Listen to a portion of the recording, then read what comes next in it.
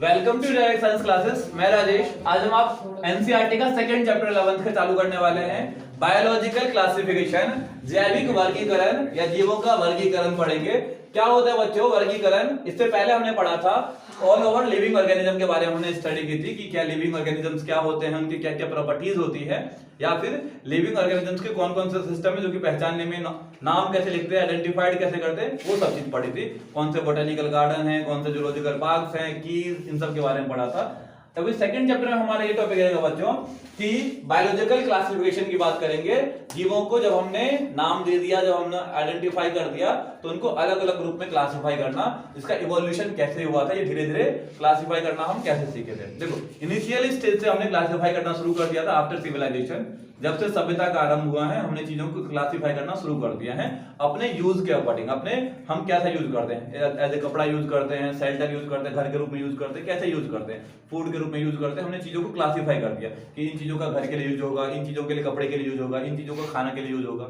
फिर धीरे धीरे क्या हुआ, लेकिन अगर बात करें हम साइंटिफिक तरीके से, वैज्ञानिक रूप से, तो वैज्ञानिक रूप से सबसे पहले जो किया था अरस्तु नाम के साइंटिस्ट ने। अरस्तु को इसलिए हम बायोलॉजी के फादर भी बोलते हैं, फादर ऑफ बायोलॉजी भी बोलते हैं। ठीक है, अरस्तु ने सबसे पहले क्लासिफिकेशन किया था, first scientific classification done by the अरस्तु। सबसे पहले अरस्तु ने किया था। अरस्तु ने जीवों को, अरस्तु ने पादपों को उनके बाहरी आकारकी के आधार पर, बाह्य आकारकी के आधार पर, मॉर्फोलॉजी के आधार पर दो तीन ग्रुप में बांटा था बच्चों। एक ट्री वृक्ष, दूसरा शर्ब झाड़ी, और तीसरा हर्ब। नाम बता शाक, जो ऐसे पौधे होते हैं जो बहुत छोटे होते हैं और बहुत उनके जो तना होता है बहुत ज्यादा मुलायम होता है, उसको शाक में रखते हैं। वो उसके बाद थोड़े बड़े होते हैं, उनका जो तना होता है हल्का सा टफ होता है, ज्यादा हार्ड भी नहीं होता, उसको बोलते हैं झाड़ी। और तीसरा वाला ट्री जिसके वो तने और जो जड़ होते हैं वो बहुत स्ट्रांग होते हैं, वो जनरली ट्री है। तो इस तरह से तीन भागों में बांटा था प्लांट को। और अरस्तु ने ही एनिमल को भी दो भागों में बांटा था। एक ऐसे ग्रुप में रख दिया जिनके पास आरबीसी होते हैं, और दूसरे ऐसे ग्रुप से जिसके पास आरबीसी नहीं होता है, इस तरह से। लेकिन ये वाला क्लासिफिकेशन ज्यादा दिन चल नहीं पाया। इन्होंने, अरस्तु ने दो ग्रुप में बांट दिया, प्लांट और एनिमल में बांट दिया। ठीक है, लेकिन चल इसीलिए नहीं पाया बच्चों कि और भी ऑर्गेनिज्म थे जिसको हमने इसके अंदर में नहीं रखा, ना तो प्लांट में आते थे ना एनिमल के अंदर में आते थे, इसीलिए ये वाला चल नहीं पाया। तो अगला आता है बच्चों फिर कैरोलस लिनियस। कैरोलस लिनियस ने सिस्टम नेचुरली नाम का पुस्तक लिखा। उसके बाद उन्होंने टू किंगडम क्लासिफिकेशन दिया, दो जगत प्रणाली, दो जगत प्रणाली। इन्होंने एनिमल को, सॉरी ऑर्गेनिज्म को, लिविंग ऑर्गेनिज्म को दो ग्रुप में इन्होंने भी बांट दिया। एक जंतु जगत एनिमेलिया, एक जंतु जगत एनिमेलिया, दूसरा प्लांट पादप जगत। जंतु जगत और पादप जगत, जितने भी जंतु थे, जितने भी एनिमल्स थे, उन सबको एनिमेलिया में रख दिया और प्लांट्स को प्लांट में। ठीक है, ड्रॉबैक कहां आ गया? आसान तरीका था बांटने का, सबसे आसान तरीका था और पढ़ना भी आसान था, इसे हम इजीली पढ़ भी सकते थे। लेकिन दिक्कत कहां पे आ गई जो इसे कैंसिल करना पड़ा? इसका ड्रॉबैक क्या है बच्चों कि वो डिफरेंशिएट नहीं कर पाए यूकैरियोटिक जीव, मतलब कर तो पाए, उन्हें पता था यूकैरियोटिक जीव क्या होता है, प्रोकैरियोटिक जीव क्या होता है, लेकिन क्लासिफिकेशन उन्होंने दिखाया नहीं। उन्होंने ये नहीं बताया कि यूकैरियोटिक को इस ग्रुप में रखेंगे, प्रोकैरियोटिक को इस ग्रुप में रखेंगे। इन्होंने सबको क्या, यूकैरियोटिक को भी इसी में घुसा दिया एनिमल में ही, प्रोकैरियोटिक को एनिमल में घुसा दिया या प्लांट में घुसा दिया। वो यूनिसेलुलर मल्टीसेलुलर में डिफरेंशिएट उन्होंने नहीं किया। और फोटोसिंथेसिस, कुछ ऐसे पौधे होते हैं जो फोटोसिंथेसिस करते हैं, जैसे ब्लू ग्रीन एल्गे हैं, नील हरित शैवाल है, फोटोसिंथेसिस करते हैं। और तुम्हारा जो एल्गे होता है, जो फंगाई होता है, सॉरी नॉन फोटोसिंथेटिक है, अप्रकाश संश्लेषी होते हैं, वो प्रकाश संश्लेषण नहीं करते हैं। तो इसीलिए ये कैरोलस लिनियस का सिस्टम भी चल नहीं पाया। ठीक है, हालांकि ये सबसे इजी मेथड था क्लासिफिकेशन करने का। इसके बाद आया बच्चों आर.एच. विक्टियर नाम के साइंटिस्ट है, उन्होंने 5 जगत प्रणाली दिया था, उसको हम आगे करेंगे। हमारा नेक्स्ट टॉपिक है 5 किंगडम क्लासिफिकेशन, 5 जगत प्रणाली। आर.एच. विटेकर नाम के साइंटिस्ट है, 1969 में। आर.एच. विटेकर ने सबसे पहले जो अरस्तु थे उन्होंने 2 जगत प्रणाली दिया। उसके बाद कैरोलस लिनियस ने 2 जगत प्रणाली दिया। उसके बाद आर.एच. विटेकर आए 1969 में, उन्होंने 5 किंगडम ऑफ क्लासिफिकेशन दिया। उन्होंने इन बेसिस पे जीवों को 5 किंगडम में, 5 जगत में क्लासिफाई कर दिया। कौन कौन से बेसिस थे बच्चों? Cell type, cell wall, nuclear membrane, body organisation, mode of nutrition. कोशिका, कोशिका का प्रकार कि जो जीव है उसमें कोशिका किस प्रकार का है, यूकैरियोटिक प्रकार का है या प्रोकैरियोटिक, सुकेंद्रीय या पूर्व केंद्रीय के प्रकार का है। दूसरा सेल वॉल, कोशिका भित्ति उपस्थित है या नहीं है। अगर कोशिका भित्ति उपस्थित है तो वो किससे बनी हुई है, ठीक है, इसके अकॉर्डिंग उन्होंने क्लासिफाई किया। तीसरा न्यूक्लियर मेम्ब्रेन, नाभिक झिल्ली किसमें उपस्थित है, किसमें उपस्थित नहीं है, इस बेसिस पे क्लासिफिकेशन किया। फिर बॉडी ऑर्गेनाइजेशन, शारीरिक संगठन किस प्रकार का है, क्या सेल से मिलकर बना हुआ है, क्या टिश्यू से मिलकर बना हुआ है, अंग से या फिर अंग तंत्र से मिलकर बना हुआ है। फिर मोड ऑफ न्यूट्रिशन, उनका न्यूट्रिशन लेने का, पोषण लेने का मोड क्या है, किस तरीके से वो न्यूट्रिशन लेते हैं, ठीक है। तो सबसे पहले हम लेते हैं मोनेरा के बारे में। मोनेरा के बारे में बात करूं मैं, सेल टाइप। तो मोनेरा के अंदर में बच्चों सारे जीव जो होंगे वो सारे प्रोकैरियोटिक होंगे। मींस कहने का मतलब ये है कि मोनेरा जगत के सिर्फ आपको जीव के नाम रखने हैं। अगर प्रॉपर्टीज है तो ये 5 प्रॉपर्टीज बड़े इजीली तरीके से तुम लिख सकते हो। मोनेरा के जितने भी जीव होंगे उनके अंदर में जो कोशिका होगा वो जो प्रोकैरियोटिक प्रकार का होगा। इसका मतलब तुम्हें प्रोकैरियोटिक कोशिका के लक्षण सारे याद है तो तुम्हें मोनेरा जगत के पूरे लक्षण अपने आप ही याद होने चाहिए, ठीक है। तो मोनेरा जगत के जो जीव होंगे वो उसके अंदर में जो कोशिका होगी वो प्रोकैरियोटिक पूर्व केंद्रीय कोशिका प्रकार की होगी। पूर्व केंद्रीय कोशिका क्या होता है बच्चों, एक ऐसी कोशिका जिसमें कि जो केंद्रक होता है वो पूर्ण विकसित केंद्रक नहीं होता है, केंद्रक झिल्ली का अभाव होता है, न्यूक्लियर मेम्ब्रेन नहीं पाया जाता है, ठीक है बच्चों। सेकंड है सेल वॉल। इसकी सेल वॉल किससे बनी होती है बच्चों, तो नॉन सेल्यूलोजिक, मतलब क्या होता है बच्चों कि सेल्यूलोज रहित इनके जो सेल वॉल होते हैं बच्चों वो सेल्यूलोज से नहीं बनी होती है। किससे बनी होती है, पॉलीसैकेराइड से बनी होती है और साथ में तुम्हारा अमीनो एसिड से मिलकर बनी होती है, ठीक है। तो सेल वॉल इसका, मोनेरा जगत का सेल वॉल नॉन सेल्यूलोसिक होता है, सेल्यूलोज रहित होता है, बल्कि किससे बना होता है, सेल्यूलोज से ना बनकर बना होता है पॉलीसैकेराइड से और साथ में अमीनो एसिड से मिलकर बना होता है। फिर अगला हमारा बच्चों न्यूक्लियर मेम्ब्रेन, नाभिक झिल्ली। तो इसमें नाभिक झिल्ली एब्सेंट होती है, मैंने जैसे पहले ही बताया है प्रोकैरियोटिक सेल पाया जाता है, तो अल्टीमेटली प्रोकैरियोटिक सेल है तो नाभिक झिल्ली क्या होगा, अनुपस्थित होगा, क्योंकि प्रोकैरियोटिक कोशिका के अंदर में नाभिक झिल्ली होती ही नहीं है। तो इसमें मोनेरा जगत में नाभिक झिल्ली अनुपस्थित होगा, है ना, न्यूक्लियर मेम्ब्रेन एब्सेंट होगा। फिर बॉडी ऑर्गेनाइजेशन, शरीर का जो बनावट है बच्चों तो सेलुलर लेवल का है, कोशिकीय स्तर का बनावट होता है, केवल कोशिकाओं से बना होता है। मोड ऑफ न्यूट्रिशन, ये अपना भोजन कैसे बनाते हैं बच्चों, तो कुछ फोटोसिंथेटिक होते हैं, कुछ प्रकाश संश्लेषण से करते हैं और कुछ सेप्रोफाइटिक होते हैं, मृतोपजीवी होते हैं, सड़े गले मरे पदार्थों से अपना भोजन प्राप्त करते हैं। सेप्रोफाइटिक होते हैं, मृतोपजीवी होते हैं, और कुछ पैरासाइटिक होते हैं, किसी दूसरे जीव के अंदर में रह के वहां से जीवन यापन करते हैं, है ना, पैरासाइटिक परजीवी बोलते हैं। तो इस तरह से हमारे मोनेरा के 5 लक्षण क्लियर हो गए। तो मोनेरा के 5 लक्षण तुम्हें याद होने चाहिए। अगर तुमने मोनेरा के 5 लक्षण याद कर लिए तो मोनेरा के जीव के 5 लक्षण अपने आप ही याद हो जाते हैं, ठीक है। बस तुम्हें फिर जीव के नाम लिखने हैं और उनके 5 कैरेक्टर अपने आप ही, या तो तुम्हें उसके प्रोकैरियोटिक जीव के लक्षण याद है तो तुम्हें मोनेरा जगत के अपने आप ही लक्षण याद हो जाएंगे, ठीक है। फिर आगे आते हैं बच्चों, सेकंड हमारे है प्रोटिस्टा। प्रोटिस्टा जो ग्रुप है उसमें जो सेल टाइप होगा, इसमें जो पाए जाने वाले जीव होंगे उसमें जो कोशिका प्रकार होगा वो यूकैरियोटिक कोशिका होगा, सुकेंद्रकीय कोशिका होगा। इसका मतलब इसके अंदर में जो कोशिका होगा बच्चे वो वेल डेवलप, कोशिका के अंदर में वेल डेवलप ट्रू न्यूक्लियस पाया जाएगा, सबसे केंद्रक पाया जाता है, एक ऐसा केंद्रक पाया जाएगा जिसमें केंद्रक झिल्ली होगा। तो अगला वाला जो थर्ड वाला हमारा पॉइंट है, nuclear membrane in this present, नाभिक झिल्ली उपस्थित होती है। शेल वॉल कुछ में प्रेजेंट होते कुछ में प्रेजेंट नहीं होती, किसी प्रकार का शेल वॉल यहाँ पे भी होता है, लेकिन ऐसा नहीं कि परफेक्टली प्रेजेंट होगा, कुछ जीव में उपस्थित होता है, कुछ जीव में अनुपस्थित होता है। फिर आगे हम बच्चों बॉडी ऑर्गेनाइजेशन, सेल्युलर लेवल का इसका भी बॉडी ऑर्गेनाइजेशन होता है, कोशिकीय स्तर का होता है। फिर आगे हमारा मोड ऑफ न्यूट्रिशन, ये न्यूट्रिशन किस प्रकार का लेते हैं बच्चों, तो ऑटोट्रॉपिक मोड ऑफ न्यूट्रिशन भी है और हेटेरोट्रॉपिक मोड ऑफ न्यूट्रिशन भी है। मतलब ये स्वपोषी भी है और परपोषी भी, अपना खाना खुद भी बना सकते हैं और किसी दूसरे पे भी डिपेंड होते हैं। फोटो खुद कैसे बनाएंगे, फोटोसिंथेसिस करके, और हेटेरोट्रॉपिक मतलब किसी दूसरे पे डिपेंड होके। अगला है बच्चों हमारा फंगाई, थर्ड टॉपिक है फंगाई। फंगाई कवक बोलते हैं इसको, ठीक है। कवक में जो जीव का प्रकार होगा बच्चों वो यूकैरियोटिक प्रकार का होगा, यूकैरियोटिक प्रकार का होगा, मींस ये क्या होगा बच्चों, इसी प्रकार का सुकेंद्रीय कोशिका इसके अंदर में पाई जाएगी, ठीक है। शेल वॉल तो बड़ा इंपॉर्टेंट पॉइंट है, इसमें जो शेल वॉल होगा वो काइटिन का बना होते हैं, कोशिका भित्ति काइटिन की बनी होती है, काइटिन प्रोटीन की बनी हुई होती है। फिर अगला है बच्चों न्यूक्लियर मेम्ब्रेन प्रेजेंट होगा। देखो एक चीज तुम ध्यान रख लो, जहां पे प्रोकैरियोटिक शब्द आया मतलब न्यूक्लियर मेम्ब्रेन, नाभिक झिल्ली अनुपस्थित होगी, लेकिन यूकैरियोटिक आ गया तो यूकैरियोटिक में सभी में न्यूक्लियर मेम्ब्रेन, नाभिक झिल्ली जो होगी वो उपस्थित होगी। अगला है बच्चों न्यूक्लियर मेम्ब्रेन प्रेजेंट होगा। फिर बॉडी ऑर्गेनाइजेशन, शारीरिक संगठन किस प्रकार का होगा, तो टिश्यू लेवल का होगा, मल्टी सेलुलर बोल दो, बहुत सारे कोशिकाएं मिलकर तब ऐसे जीव बनाते हैं, फंगस बनाते हैं, कोशिका मिलकर। और इसका अगर मैं बात करूं मोड ऑफ न्यूट्रिशन, तो एक ही मोड ऑफ न्यूट्रिशन है सेप्रोफाइटिक, है ना, या सेप्रोफाइटिक मतलब मृतोपजीवी है, ये सड़े गले पदार्थों से अपना न्यूट्रिशन प्राप्त करते हैं।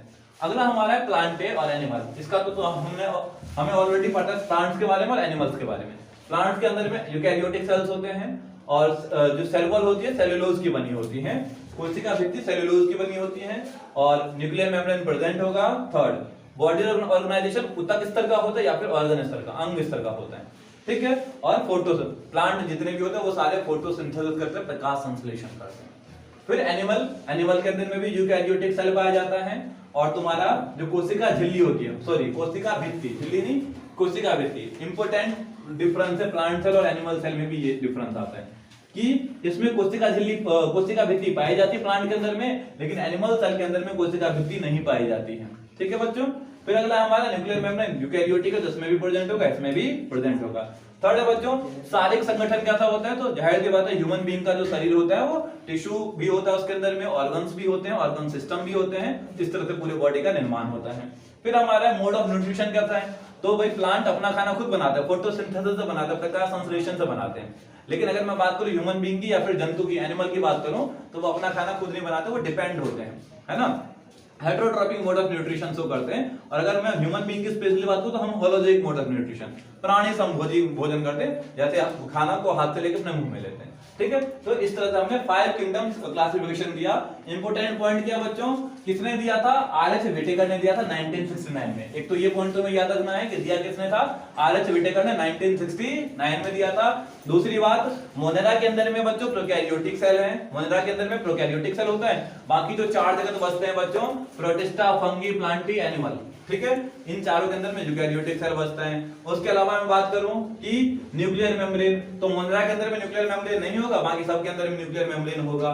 फिर आता है शेल वॉल, तो शेल वॉल तुम्हें याद रखना होगा, मोनेरा में शेल वॉल होता है, प्रोटिस्टा में होता है, फंगी में होता है, प्लांटी में होता है, ठीक है। और जो एनिमल होता है उसके अंदर में एब्सेंट होता है। याद सेल वॉल में क्या याद रखना है बच्चों कि जो प्लांट होता है, प्लांट का सेल वॉल सेलुलोज से बना होगा, फंगी का सेल वॉल काइटिन से बना होगा। ये इंपॉर्टेंट 2 पॉइंट है, ये तुम्हें याद रखना है कि प्लांट का सेलुलोज से और एनिमल का काइटिन से याद रखना है, ठीक है। फिर अगला है हमारा न्यूक्लियर मेम्ब्रेन कवर कर लिया। बॉडी ऑर्गेनाइजेशन अपने आप पता है कि जो मोनेरा है तो सेलुलर लेवल का होगा, प्रोटिस्टा का सेलुलर लेवल का होगा, फंगस का टिश्यू लेवल का होगा, और तुम्हारा प्लांट और एनिमल का ऑर्गन और उसका ऑर्गन सिस्टम लेवल का ऑर्गेनाइजेशन होगा, अंग और अंगतंत्र लेवल का होगा, ठीक है। मोड ऑफ न्यूट्रिशन, मोनेरा के अंदर में फोटोसिंथेटिक, सेप्रोफाइटिक और तुम्हारा पैरासाइटिक, तीनों मोड ऑफ न्यूट्रिशन होंगे। यहाँ पे फोटोसिंथेटिक, हेटेरोट्रॉपिक होगा, यहाँ तीसरे वाले में फंगस में सेप्रोफाइटिक, फंगस खाली मसाले गले पदार्थों में उगते हैं, इसलिए मृतोपजीवी प्रकार के पोषण दिखाते हैं, सेप्रोफाइटिक। फिर प्लांट फोटोसिंथेसिस और जो एनिमल होता है वो होलोजोइक मोड ऑफ न्यूट्रिशन, प्राणी संभोजी प्रकार के न्यूट्रिशन दिखाते हैं। ये हमारा 5 kingdom of classification.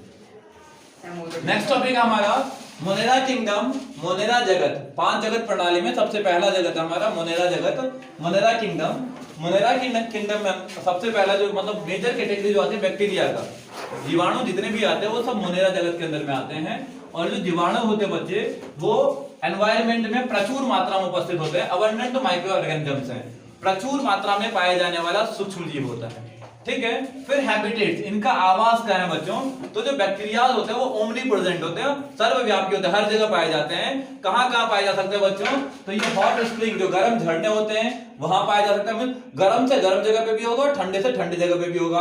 Hot springs में होगा, डेजर्ट में, रेगिस्तान में हो सकता है, उसके बाद स्नो में, बर्फ में हो सकता है, या डीप ओशियंस जो गहरे समुद्र होते हैं उसमें होता है। ये पैरासाइट के फॉर्म में रह सकते हैं, किसी जीव के अंदर में रह के एज अ पैरासाइट समुद्र में रहते हैं। तो फिर बैक्टीरिया को 4 ग्रुप में क्लासिफाई किया गया है on the basis of their shape, उनके आकार के अकॉर्डिंग बैक्टीरिया को 4 ग्रुप में क्लासिफाई किया गया है, कोकाई, बैसिलस, विब्रियो और स्पाइरल, ठीक है। जो कोकस होता है बच्चों, कोकाई बैक्टीरिया होते हैं, उसका शेप स्फेरिकल होता है, राउंड शेप होता है। बैसिलस का रॉड शेप होता है स्ट्रक्चर, जो विब्रियो होता है उसका कॉमा शेप होता है, और स्पाइरल का कुछ इस प्रकार का स्पाइरल शेप होता है बच्चे, ठीक है। फिर मोड ऑफ न्यूट्रिशन की बात करूं, भोजन कैसे लेते हैं बच्चों, तो bacteria generally autotrophic mode of nutrition show करता है और heterotrophic mode of nutrition show करते हैं। ऑटोट्रॉपिक, अच्छा मेजर जो ग्रुप है बैक्टीरिया का वो heterotrophic mode of nutrition show करते हैं, और जो बैक्टीरिया का group autotrophic mode of nutrition show करता है बच्चे वो दो प्रकार से ऑटोट्रॉपिक होता है, स्वपोषी और परपोषी। जनरली एक मेजर ग्रुप परपोषी शो करता है, लेकिन कुछ ग्रुप्स जो स्वपोषी पोषण शो करते हैं वो दो प्रकार का स्वपोषण होता है, फोटोसिंथेटिक प्रकाश संश्लेषी स्वपोषण और कीमोसिंथेटिक ऑटोट्रॉपिक न्यूट्रिशन रसायन संश्लेषी। फोटोसिंथेटिक में हरित लवक की मदद से प्रकाश से अपना भोजन बनाते हैं या ऑर्गेनिक सब्सटेंस से अपना भोजन बनाते हैं। ये मोनेरा किंगडम के बारे में थोड़ा सा स्टडी था। आर्की बैक्टीरिया आद जीवाणु क्या होते हैं? आग जीवाणु। आर्की बैक्टीरिया क्या होते हैं बच्चों? ये ऐसे बैक्टीरिया होते हैं जिनका सेल वॉल अलग होता है नॉर्मल बैक्टीरिया से, है ना। इनका जो कोशिका भित्ति होता है ये जीवाणुओं से जनरली थोड़ा सा अलग होता है। कैसा होता है? तो इन कंडीशंस को झेल पाए। वो कौन कौन से कंडीशन मैं अभी बताता हूँ। हॉट कंडीशंस हो सकते हैं, साल्टी कंडीशंस हो सकते हैं, या फिर मार्सी एरिया दलदली वाला जो क्षेत्र होता है उन कंडीशंस को झेल पाए, ऐसा इनका सेल वॉल होता है, कोशिका भित्ति का बनावट होता है। फिर आर्की बैक्टीरिया को तीन ग्रुप में क्लासिफाई किया गया है, हेलोफिल्स, थर्मो एसिडोफिल्स और मेथेनोजन। हेलोफिल्स, थर्मो एसिडोफिल्स और मेथेनोजन। जो हेलोफिल्स होते हैं बच्चों ये लवणीय क्षेत्र में रहते हैं, साल्टी एरिया में रहते हैं, जो लवणीय क्षेत्र होता है उसमें रहते हैं, ठीक है। दूसरा थर्मो एसिडोफिल्स है, थर्मो एसिडोफिल्स है, ये हॉट स्प्रिंग में रहते हैं, गर्म झरने में पाए जाते हैं, ठीक है, इसीलिए इनका सेल वॉल थोड़ा डिफरेंट होता है। फिर आगे जो मेथेनोजन्स होते हैं बच्चों, मेथेनोजन्स ऐसे बैक्टीरियाज होते हैं जो जुगाली करने वाले जानवर होते हैं, रूमिनेंट्स। जुगाली करने वाले जानवर जो रूमिनेंट्स होते हैं ये उनके आंत में पाए जाते हैं, इंटेस्टाइन में पाए जाते हैं मेथेनोजन्स, ठीक है। तो ये मार्सी एरिया में पाए जाते हैं और रूमिनेंट्स के आंतों में पाए जाते हैं, इंटेस्टाइन में पाए जाते हैं, ठीक है। Found in guts of ruminants, guts मतलब इंटेस्टाइन में पाए जाते हैं। और ये क्या बनाते हैं बच्चों? इसके अंदर में मेथेन्स बनाते हैं। इसीलिए गाय के या भैंस के जो गोबर से गोबर गैस का निर्माण होता है। क्यों? क्योंकि उनके गोबर में ऑलरेडी मेथेनोजन्स नाम का बैक्टीरिया होता है जो कि मीथेन गैस बनाने में हेल्प करता है, और मीथेन गैस एक बहुत अच्छा फ्यूल होता है। जनरली हम घर के अंदर मीथेन गैस ही यूज करते हैं। फिर आते हैं बच्चों यू बैक्टीरियाज क्या होते हैं? तो यू बैक्टीरियाज ऐसे बैक्टीरियाज होते हैं जिनका शेल वॉल हार्ड होता है, कठोर कोशिका भित्ति होती है, कोशिका भित्ति इनकी कठोर होती है और इनमें फ्लैजेला पाया जाता है। It contain flagella, flagella movement वाला ऑर्गन होता है, कुछ इस प्रकार का काम होता है, उसमें फ्लैजेला पाया जाता है। फिर इसके अलावा इसके अंदर में देखो यू बैक्टीरिया के अंदर में एक साइनोबैक्टीरिया आता है बच्चों। साइनोबैक्टीरिया को हम ब्लू ग्रीन एल्गे भी बोलते हैं, नील हरित शैवाल भी बोलते हैं। ब्लू ग्रीन एल्गे बीजीए बोल दो, बीजीए ब्लू ग्रीन एल्गे या नील हरित शैवाल।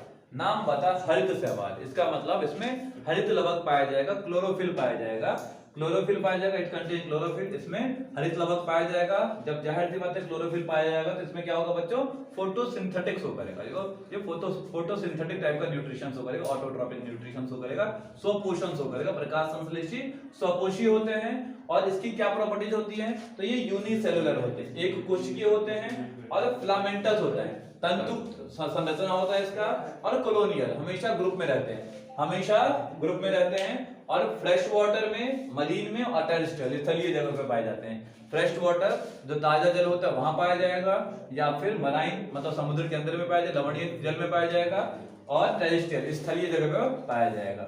फिर अगला हमारा क्या बच्चों? दो बैक्टीरिया के बारे में बताया जा रहा है, नॉस्टॉफ और एनाबिना। ये नाइट्रोजन फिक्सेशन का काम करते हैं, ये वायुमंडल के नाइट्रोजन की यौगिक जैसे कि अमोनिया, यूरिया, इसमें कन्वर्ट करने के काम आते हैं, इसीलिए मैंने अलग से इंपोर्टेंट पॉइंट लिख दिया है। फिर बात आती है बच्चों कीमोसिंथेटिक बैक्टीरिया क्या होते हैं? तो कीमोसिंथेटिक ऑटोट्रॉपिक बैक्टीरिया ऐसे बैक्टीरिया होते हैं रसायन संश्लेषी स्वपोषी जीवाणु। ये ऐसे जीवाणु होते हैं जो कि क्या करते हैं बच्चों? इट ऑक्सीडाइज नाइट्राइट्स और अमोनिया, ठीक है, ऑक्सीडाइज कर देता है किसको? नाइट्रेट को, नाइट्राइट्स को, अमोनिया को ऑक्सीडाइज कर देता है। और ओवरऑल कह सकते हो तुम कि एटमॉस्फेयर में जो नाइट्रोजन है, ऑक्सीजन है, या फिर आयरन है, सल्फर है, ये इन सबको रिसाइकल करने के काम आता है, चीजों को रिसाइकल बदलने के, ठीक है। फिर अगला हमारा बच्चों टॉपिक हेटेरोट्रॉपिक बैक्टीरिया। देखो ये मैंने कीमोसिंथेटिक बताया था, अभी हेटेरोट्रॉपिक परपोषी बैक्टीरिया क्या होते हैं बच्चों? तो परपोषी बैक्टीरिया क्या होते हैं? अबंडेंट इन नेचर, बहुत ज्यादा मात्रा में ये पाए जाते हैं। उसके अलावा मेजर आर डिकम्पोजर, इनमें से मुख्यतः जो है वो अपघटक है। अपघटक का मतलब है कि चीजों को डिकम्पोज करने वाला, जैसे कोई जानवर मर जाता है तो एक वो डिकम्पोज कैसे होते हैं, अपघटित कैसे होता है, मिट्टी में कैसे मिल जाते हैं, क्योंकि डिकम्पोजर बैक्टीरिया की मदद से, ठीक है। अच्छा, कुछ मैं यहाँ बता रहा हूँ क्या कि बैक्टीरिया ये थोड़ा अलग सा है कि क्या है ओवरऑल तुम क्या सकते हो इसका, अगर मैं ओवरऑल बताऊं कि क्या यूज है क्या, देखो बैक्टीरिया के कुछ बेनिफिट इफेक्ट, बेनिफिशियल इफेक्ट भी है और कुछ ड्रॉबैक्स भी है, कुछ गलत इफेक्ट भी हमारे ऊपर में डालते हैं। बेनिफिशियल इफेक्ट क्या है कि हम जनरली बहुत जगह बैक्टीरिया का यूज करते हैं, जैसे एक लाइव एग्जांपल क्या होता है, दूध से दही बनाने में हम बैक्टीरिया का यूज करते हैं। जितने भी एंटीबायोटिक्स होते हैं, प्रोडक्ट्स ऑन एंटीबायोटिक, प्रतिजैविक दवाइयां जो होती हैं, है ना, एंटीबायोटिक्स दवाइयां जितनी भी होती हैं वो मोस्ट ऑफ द किससे बनाई, तो माइक्रो ऑर्गेनिज्म से या बैक्टीरिया से बनाई जाती हैं। फिर बच्चों फ्यू पैथोजेंस, अच्छा इनमें से कुछ बैक्टीरिया जैसे होते हैं जो पैथोजेंस होते हैं, रोगजनक होते हैं, जो अलग अलग प्रकार के रोग को क्रिएट करते हैं, ठीक है, जैसे तुम्हारा साल्मोनेला टाइफी हो गया, टाइफाइड को क्रिएट करता है, तो विभिन्न प्रकार के रोगों को भी क्रिएट करते हैं और बेनिफिशियल भी होते हैं। बेनिफिशियल का कुछ और एग्जांपल जैसे अल्कोहल इंडस्ट्री में दारू बनाने के लिए हम जनरली बैक्टीरिया का यूज करते हैं अल्कोहल इंडस्ट्री में। उसके अलावा मैं बात करूं पनीर बनाने के लिए जो चीज इंडस्ट्री है वहां पे यूज करते हैं, ठीक है। तो बेनिफिशियल इफेक्ट के साथ साथ नेगेटिव इफेक्ट ये है कि कुछ बैक्टीरिया जैसे होते हैं जो कि हमारे बॉडी के अंदर में डिसीज को क्रिएट कर देते हैं। फिर आते हैं भाई ये ग्रो कैसे करते हैं, रिप्रोडक्शन कैसे होता है, जनन कैसे करते हैं, तो जनरली फिजन मतलब विखंडन, एक सेल से दो सेल करके ये रिप्रोडक्शन करते हैं। दूसरी बात स्पोरुलेशन, बीजाणु जनन से करते हैं, और ये कभी कभी सेक्सुअल रिप्रोडक्शन भी करते हैं, लैंगिक जनन भी शो करते हैं। तो ये ओवरऑल था हमारा आर्की बैक्टीरिया, जू बैक्टीरिया के बारे में। हमारा नेक्स्ट टॉपिक है माइकोप्लाज्मा। माइकोप्लाज्मा क्या होता है बच्चों, तो ये ऐसे ऑर्गेनिजम्स होते हैं जो कि सरवाइव कर सकते हैं विदाउट ऑक्सीजन, बिना ऑक्सीजन के सरवाइव कर सकते हैं। उसके अलावा क्वालिटी जो इसके लैक ऑफ सेल वॉल, इसमें कोशिका भित्ति का अभाव होता है, सेल वॉल नहीं पाया जाता है। स्मॉलेस्ट इंपोर्टेंट पॉइंट है ये, it is smallest living cell, सबसे छोटी सजीव कोशिका होती है, इंपोर्टेंट पॉइंट है। फिर अगला है पैथोजन से, उसके अलावा कुछ जो माइकोप्लाज्मा होते हैं वो एनिमल, जंतु और प्लांट के अंदर में पैथोजन्स, रोगजनक होते हैं, डिसीज को क्रिएट करने की क्षमता रखते हैं। फिर अगला हमारा किंगडम है प्रोटिस्टा। प्रोटिस्टा के अंदर में कौन सी चीज आते हैं बच्चों, तो ये सिंगल सेल प्रोकैरियोट्स जितने भी आते हैं, सिंगल सेल एक कोशिकीय प्रोकैरियोटिक जीव जो भी आएंगे प्राइमरी रूप से वो सारे प्रोटिस्टा के अंदर में आएंगे। लेकिन ऐसा नहीं है कि इसमें सारे प्रोकैरियोट्स ही आएंगे, इसमें कुछ यूकैरियोट्स भी आएंगे, ठीक है। उसके अलावा इसके अंदर में क्राइसोफाइट्स, कौन कौन से जीव आते हैं या कौन कौन से ग्रुप आते हैं, क्राइसोफाइट्स आएगा, डायनोफ्लैजेलेट्स आएगा, इसको एक एक करके हम स्टडी करेंगे, यूग्लिनोइड आएगा, स्लाइम माउथ्स आएगा, ठीक है, अपवर्ग बोलते हैं, और प्रोटोजोन्स आएगा, ठीक है। इसकी एक एक करके हम स्टडी करेंगे आगे। फिर है उसके अलावा तीसरी प्रॉब्लम, ये मैंने ग्रुप्स बताए, ये सारे ऑर्गेनिजम्स आते हैं इसके अंदर में। फिर ये एक्वाटिक होते हैं, एक्वाटिक मतलब जितने भी ये जीव होते हैं जलीय होते हैं मेनली प्राइमरी रूप से, ठीक है, एक्वाटिक होते हैं। उसके अलावा इसके अंदर में कुछ प्रॉपर्टीज प्लांट की दिख जाती हैं, कुछ प्रॉपर्टी एनिमल की दिख जाती है, कुछ फंगस की दिख जाती हैं। तो ये एक लिंक है, इट इज अ लिंक या it form a link with plant animal and fungi kingdom. ये जो कड़ी है किसके बीच की, पादप, वैसे जनरली बोला जाता है पादप और जंतुओं के बीच की कड़ी है, ये पादप जगत और जंतु जगत के बीच की कड़ी है, लेकिन कुछ प्रॉपर्टीज फंगस की भी दिखती है इसके अंदर। अगला है बच्चों यूकैरियोटिक, जो प्रोटिस्टा के अंदर में जीव आते हैं, ऐसी जीव आते हैं जो कि यूकैरियोटिक हैं, जो कि यूकैरियोट्स हैं, जिनके अंदर यूकैरियोटिक सेल होता है। तो तुमको एक चीज हमेशा पता होना चाहिए कि जो भी ऑर्गेनिज्म यूकैरियोट्स होंगे बच्चे, उसके अंदर में वेल डिफाइंड न्यूक्लियस होगा, अच्छा मतलब एक सुस्पष्ट केंद्रक होगा, है ना, यूकैरियोटिक जीव के अंदर में, और मेम्ब्रेनस सेल ऑर्गेनल्स होगा, जितने भी जैसे माइटोकॉन्ड्रिया हो गया, क्लोरोप्लास्ट हो गया, या और जितने भी मेम्ब्रेन भित्ति वाला, सॉरी भित्ति नहीं झिल्ली वाला जो कोशिकांग होते हैं, वो झिल्ली वाले कोशिकांग पाए जाते हैं, झिल्ली युक्त कोशिकांग पाए जाते हैं। फिर इसके अलावा इसके जीव में जो इस ग्रुप में जितने भी ऑर्गेनिजम्स होते हैं, इसमें सीलिया पाया जाता है और फ्लैजिला पाया जाता है। सीलिया जैसे ये कोई जीव है, ये हमारा जो ये सीलिया स्ट्रक्चर दिख रहे हैं जो, और ये सॉरी ये फ्लैजिला और ये सीलिया हो गया। फिर ये रिप्रोडक्शन कैसे करते हैं, जनन कैसे करते हैं, तो जनन करने का दो तरीका, सेक्सुअली और असेक्सुअली भी होता है। सेक्सुअल में जाइगोट फॉर्मेशन, युग्मक निर्माण के द्वारा करेंगे, युग्मनज निर्माण के द्वारा करेंगे, और असेक्सुअल में फ्यूजन, सेल फ्यूजन, कोशिका संलयन वाले तरीके से करेंगे। ओवरऑल था ये हमारा प्रोटिस्टा के बारे में। दोबारा रिपीट कर रहा हूं चीजों को। माइकोप्लाज्मा के बारे में इंपोर्टेंट पॉइंट याद रखने वाली क्या बात है कि स्मॉलेस्ट सेल है, तो सबसे छोटी सजीव कोशिका है। दूसरी बात है बच्चों कि इसमें सेल वॉल नहीं पाया जाता, लेक ऑफ सेल वॉल है। तीसरा पॉइंट, ऑक्सीजन के बिना ये सर्वाइव कर सकता है, जीवित रह सकता है। किंगडम प्रोटिस्टा, प्रोटिस्टा के अंदर में जनरली सिंगल सेल प्रोकैरियोट्स आते हैं, लेकिन कुछ यूकैरियोट्स भी आते हैं। इसके अलावा ये ग्रुप्स आपको नाम याद रखने पड़ेंगे, क्राइसोफाइट्स, डायनोफ्लैजेलेट्स हो गया, यूग्लिनोइड, स्लाइम माउथ्स हो गया, प्रोटोजोन्स हो गया, ये सारे इसके अंदर में आते हैं। प्रोटिस्टा के अंदर में आते हैं। एक्वेटिक होते हैं, जनरली जल में पाया जाता है। उसके अलावा उसके लिंक बनाता है प्लांट, एनिमल और फंगस के किंगडम के बीच में, क्योंकि तीनों की प्रॉपर्टीज होती हैं। यूकैरियोटिक होगा तो न्यूक्लियस पाया जाएगा, सत्य केंद्रक पाया जाएगा और झिल्ली युक्त कोशिकांग पाए जाएंगे। कुछ में फ्लैजिला होता है, कुछ में मतलब सीलिया होता है, या सीलिया फ्लैजिला दोनों भी हो सकता है, डिपेंड करता है। रिप्रोडक्शन सेक्सुअली भी करेगा, असेक्सुअली भी करेगा। कैसे करेगा? तो जाइगोट फॉर्मेशन, युग्मक संलयन, जाइगोट फॉर्मेशन युग्मनज निर्माण से करेगा, या फिर फ्यूजन, सेल फ्यूजन बोलते हैं, कोशिका संलयन से करेगा। ओवरऑल था प्रोकैरियोट प्रोटिस्टा किंगडम के बारे में। हमारा नेक्स्ट टॉपिक है डायनोफ्लैजिलेट्स। डायनोफ्लैजिलेट्स ऐसे ऑर्गेनिजम्स होते हैं जो समुद्री होते हैं, जनरली मैरीन में पाए जाते हैं, या फोटोसिंथेटिक प्रकाश संश्लेषी होते हैं। समुद्री होते हैं और प्रकाश संश्लेषी होते हैं। कलर इनका येलो हो सकता है, ग्रीन हो सकता है, ब्राउन हो सकता है, ब्लू हो सकता है, रेड, डिपेंड करता है इसका पिगमेंट किस प्रकार का है। ठीक है, फिर अगला है इसकी जो सेल वॉल होती है, सेल वॉल इसमें प्रेजेंट होता है, लेकिन सेल वॉल के ऊपर में एक सेल्यूलोज की परत जमी होती है ना, सेल्यूलोज का स्टिफ सेल्यूलोज प्लेट जमी होती है, सेल्यूलोज की पट्टी जमी होती है, कठोर सेल्यूलोज की पट्टी जमी होती है। फिर हैव टू फ्लैजिला, इसमें 2 फ्लैजिला होता है, 2 कशाभिका होता है। उसके अलावा एक इसमें इसी में इंपॉर्टेंट टॉपिक है रेड टाइप्स क्या होता है। कभी कभी क्या होता है कि समुद्र में जो रेड डायनोफ्लैजिलेट्स हैं, ऐसे डायनोफ्लैजिलेट्स जिनका कलर रेड होता है, कभी कभी क्या होता है समुद्र में इनकी संख्या अचानक बढ़ जाती है। इसको बोलते हैं हम डायनोफ्लैजिलेट्स का विस्फोट हो जाना।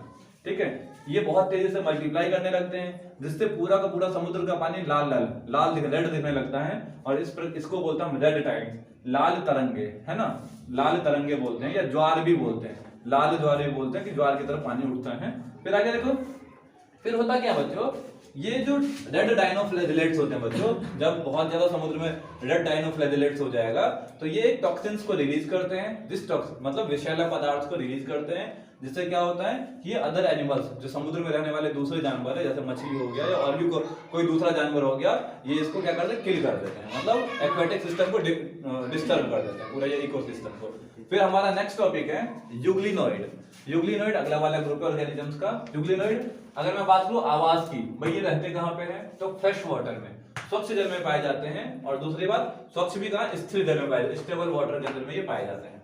फिर इसमें सेल वॉल तो होता है, लेकिन सेल वॉल के साथ साथ इसके बॉडी के ऊपर में कुछ इस प्रकार का स्ट्रक्चर होता है।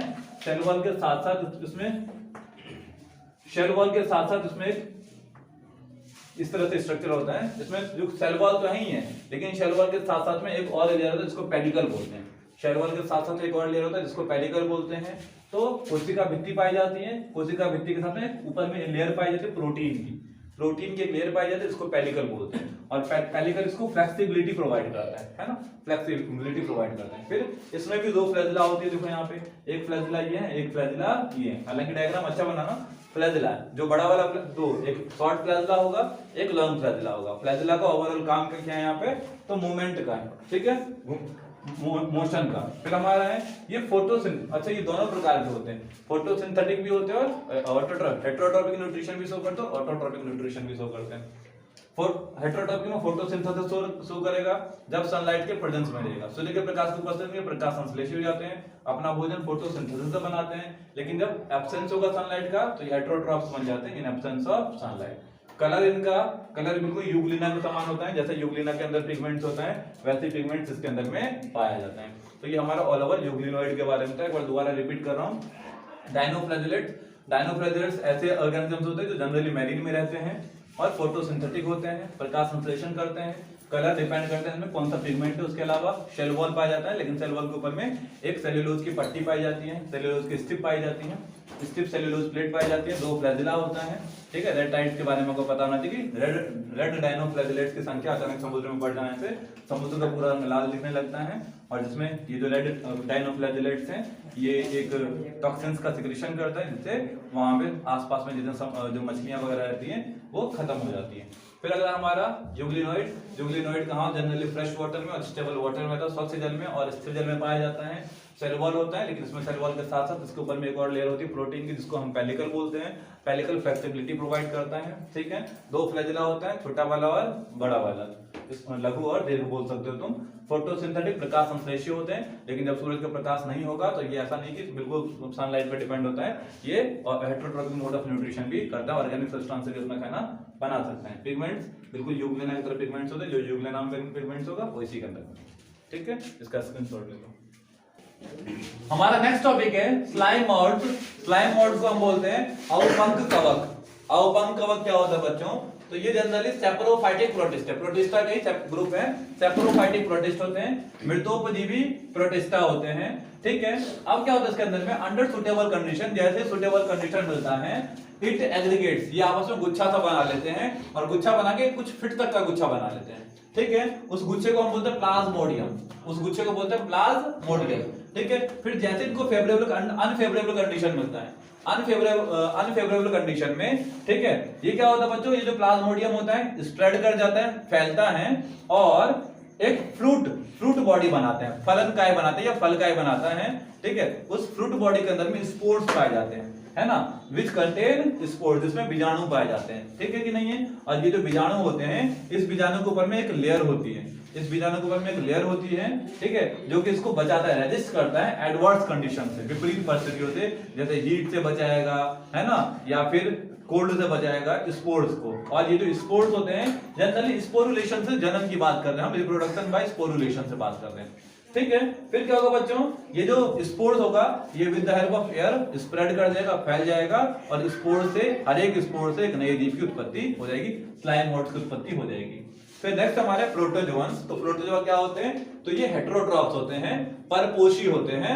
हेटेरोट्रॉप्स में ये प्रेडेटर्स होते हैं, प्रेडेटर्स मतलब परभक्षी होते हैं, दूसरे को खाने वाले होते हैं, या परजीवी होते हैं, परजीवी पैरासाइट्स होते हैं, ठीक है, किसी दूसरे होस्ट के बॉडी में रह के और अपने जीवन को यापन करना, पैरासाइट्स बोलते हैं इसको।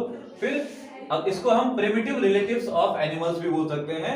हमारे ये प्रिमिटिव्स मतलब हमारी उत्पत्ति यहीं से हुई है, ऐसा कुछ लोग मानते, बिलीव करते हैं कुछ साइंटिस्ट। फिर प्रोटोजोआ को चार ग्रुप में बांटा गया है, अमीबॉइड, अमीबिये protozoa, flagellated protozoa, ciliated protozoa और स्पोरोजोअन्स, ठीक है। इन चार ग्रुप में बांटा गया है, एक एक करके हम सबको एक्सप्लेन करते हैं। जो अमीबॉइड होता है बच्चों, अमीबिये प्रोटोजोआ होता है, ये जनरली समुद्री जल में पाया जाता है, या फिर फ्रेश वाटर, शुद्ध जल में पाया जाता है, स्वच्छ जल में पाया जाएगा, या फिर मॉइस्ट सॉइल जो नमी युक्त मिट्टी होगा उसमें पाया जाता है। ये इसका हैबिटेट्स हो गया, निवास स्थान कहाँ पे है।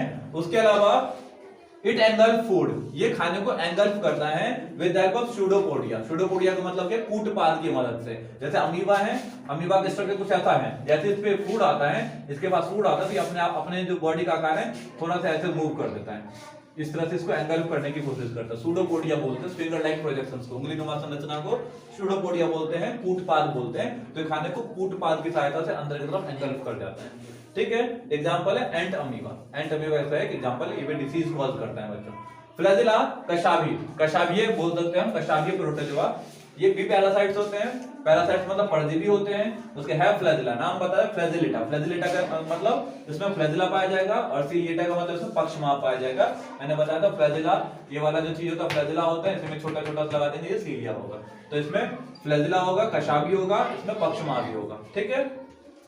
उसके अलावा ये भी डिसीज को कॉज करते हैं। ये कौन सा डिसीज कॉज करते हैं? तो स्लीपिंग सिकनेस का कॉज करते हैं, नींद आने से कमजोरी फील करना, ठीक है। कौन सा इसमें एग्जांपल बताएंगे, ट्रिपनोसोमा, ट्रिपनोसोमा। अगला हमारा सीलिएटेड, पक्षमापी, एक्वेटिक होते हैं, जलीय होते हैं, जल में पाए जाते हैं, ठीक है। हैव थाउजेंड्स ऑफ सीलिया, मैं बता रहा हूँ सीलिएटेड है तो सीलिया पाया जाएगा, इसमें पक्षमापी पाया जाएगा, हजारों की संख्या में पक्षमापी पाया जाएगा, और हजारों की संख्या में पक्षमापी का ये स्वतंत्र रूप से मूव करने की क्षमता रखते हैं, they have tendency to free moving, ठीक है। उसके अलावा इसके सरफेस के ऊपर में, इसके सरफेस के ऊपर में एक कैविटी होती है जिसे हम बोलते हैं गुलेट, है ना, हिंदी में ग्रसिका बोलते हैं। इसके सतह पे एक गुहा पाई जाती है, उस गुहा को बोलते हैं हम गुलेट बोलते हैं, ग्रसिका बोलते हैं, ठीक है। यहाँ से भोजन को ये ग्रहण करते हैं सीलिया की मदद से। एग्जांपल है तुम्हारा पैरामीशियम। जनरली हमने पैरामीशियम का चप्पा लाइक स्ट्रक्चर देखा होगा, है ना, फिर अगला है हमारा स्पोरोजोअन्स। स्पोरोजोआ क्या होता है? In their life cycle. अच्छा, स्पोरोजोआ ऐसे जीव होते हैं जिनके पूरे लाइफ साइकिल में एक ऐसा स्टेज आता है जो कि इन्फेक्शन फैलाने के काबिल होता है, मतलब जिसमें स्पोर्स बन जाते हैं। जैसे मैं तुम्हें बात बताऊं, एग्जांपल इसका तुम्हारा प्लाज्मोडियम। प्लाज्मोडियम जो फीमेल मच्छर होता है, मादा एनाफिलीज मॉस्किटो होती है, उसके वो जब अंडे देती है तो उसके अंडे वाले स्टेज में एक स्टेज आता है, इसको प्लाज्मोडियम स्टेज आता है। वो प्लाज्मोडियम क्या करता है? डिसीज को फैलाने के काबिल होता है। एग्जांपल प्लाज्मोडियम हो गया। तो ये हमारा ओवरऑल था फ्लाइंग मोड्स प्रोटोजोआ के बारे में। अभी हमारा आज प्रोटिस्टा ऑर्गेनिजम्स का ग्रुप खत्म हो गया। ठीक है, अगला वाला ग्रुप नेक्स्ट टाइम लेंगे।